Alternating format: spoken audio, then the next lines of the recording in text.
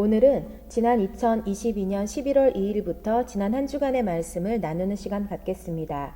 저는 다니엘을 묵상하고 있습니다. 말씀 묵상 시작합니다.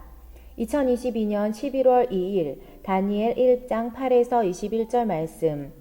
하나님께서 우리를 특별한 하나님의 사람으로 선택하여 지목하시는 것도 하나님의 일하심이지만 우리 스스로가 하나님 앞에서 구별되게 살기로 결단하고 뜻을 정하는 것 역시 하나님이 우리를 특별하게 사용하시는 방법이 될 것이다. 다니엘은 바벨론의 학문과 문화를 배우고 왕의 특별 관리를 받는 선택받는 사람이 되었음에도 불구하고 그 같은 특권이 자신의 신앙을 변질시킬 수 있음을 알기에 단호히 거절하기로 마음먹었다. 그의 믿음과 결심은 단호하고 확고했으나 그것을 표현할 때는 부드럽고 지혜 있게 행했다.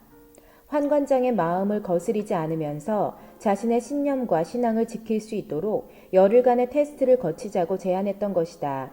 왕이 배설한 음식을 먹지 않고서도 그 음식을 먹은 다른 또래와 크게 다르거나 초췌하지 않음을 보일 수 있다고 믿었기 때문이다. 열흘의 테스트를 거친 후 다니엘과 그의 친구들은 왕의 음식을 먹은 소년들보다 더욱 건강하고 아름다워 보였기 때문에 큰 문제 없이 이 과정을 넘어갈 수 있었다. 여기서 우리는 우리가 믿고 확실한 것에 대한 단호한 결심과 확고한 믿음을 지켰을 때 하나님께서 어떻게 길을 여시는지를 보게 된다.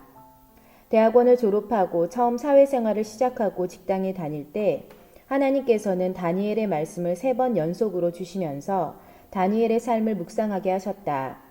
그리고 나로 하여금 온실 밖의 세상, 즉 기독교인들에게 둘러싸여 편하게 신앙생활을 하던 모습에서 한 단계 더 치열한 삶의 현장인 세상으로 나가서 그 문화와 언어를 배우지 않기 위해 노력하라는 말씀을 주셨었다.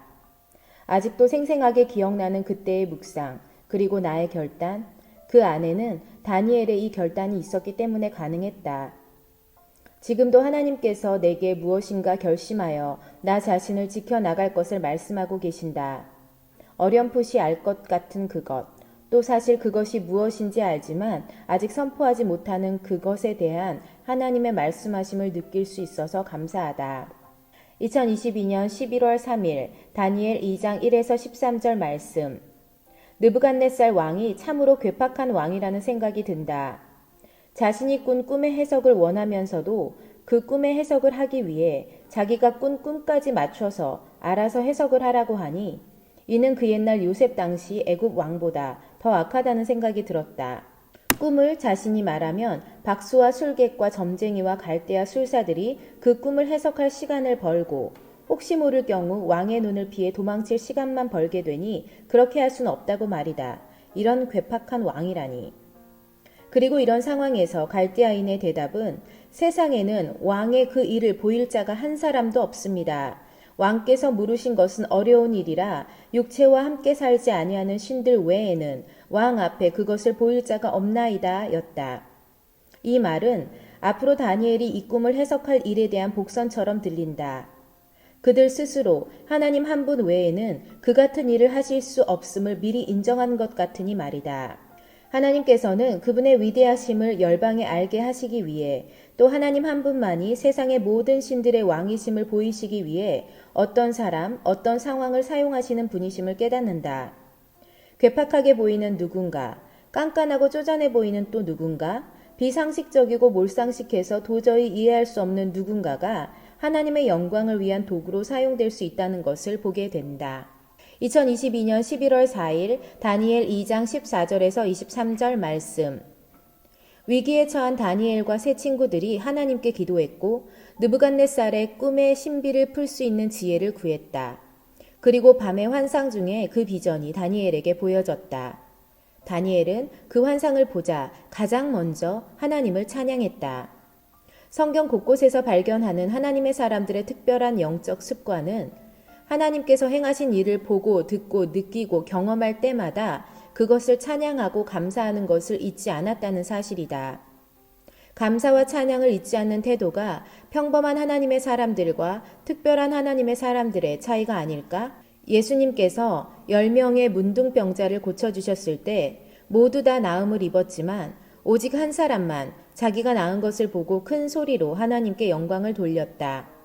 그리고 예수님은 다 낳은 9명은 어디 있느냐 개탄하시며 그에게는 병의 나음뿐만 아니라 구원까지 선물로 주셨다. 하나님 앞에서 특별히 쓰임받기를 원한다면 아주 사소한 것 하나까지도 하나님께 찬양하고 감사하는 습관을 가져야 한다. 2022년 11월 5일 다니엘 2장 24에서 30절 말씀. 다니엘은 왕의 꿈을 해석하는 것은 곧 자신이 아니라 은밀한 것을 능히 드러내시는 자신의 하나님이 하시는 일이라고 왕 앞에서 당당히 선포한다. 사실 다니엘은 바벨론의 포로로 잡혀온 외국인이고 그 앞에 서 있는 사람은 바벨론의 왕이라는 쳐다볼 수 없는 높은 신분의 사람이었지만 그는 당당히 하나님의 존재와 하나님의 이름과 하나님의 능력을 선포한다. 이런 다니엘의 모습에서 세상 사람들 앞에서 또 세상의 어느 권력자 앞에서도 당당한 믿음의 사람의 모습을 묵상하게 된다.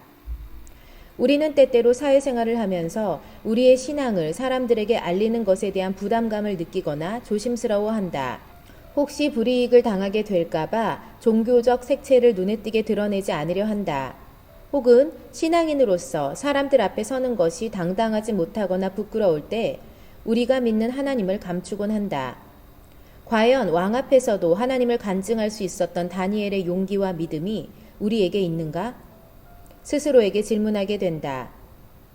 나는 사람들 앞에서 하나님 이야기, 하나님의 말씀에 대한 이야기, 또 그분께서 내 삶에 행하신 이야기를 하는 것에 주저함이 없다고 스스로 느낀다. 그런 모습을 보면서 식구들이나 친한 지인들은 이 높은 자존감 어쩔 거야? 라고 말하곤 한다. 하지만 하나님을 간증하는 것이 내게 너무 익숙하고 당연한 삶이 되었다. 그리고 이 마음, 이 태도가 변함없이 내 인생에서 끊임없이 지속되길 기도한다. 2022년 11월 6일 다니엘 2장 31에서 49절 말씀. 느부갓네살 왕이 다니엘의 꿈 해석을 듣자마자 그 앞에 엎드려 다니엘에게 절하는 것을 보니 다니엘의 모든 설명과 해석이 느부갓네살 자신이 꿨던 꿈과 일치했던 것이었으리라. 어떻게 이렇게 할 수 있었을까? 어떻게 누군가의 꾼 꿈의 내용을 맞추고 그 꿈 해석까지 할 수 있을까? 사람으로서는 도저히 불가능한 것이라고 인정할 수밖에 없다. 오직 하나님만이 사람의 마음을 꿰뚫어 보시는 분이시기에 이 같은 일이 가능한 것이다. 사람이 사람의 마음을 헤아리기 위해 아무리 노력해도 100% 상대방의 마음을 알 수는 없지만 우리가 하나님의 도우심을 힘입으면 그것이 가능할 수 있음을 다니엘을 통해서 보게 된다.